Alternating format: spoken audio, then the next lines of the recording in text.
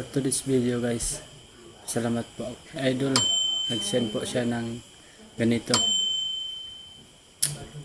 Kung gusto niyo mga idol, katulad ko mayroon ganito, paki-follow po, paki-support, yakapin niyo po para katulad kayo mayroon ganito.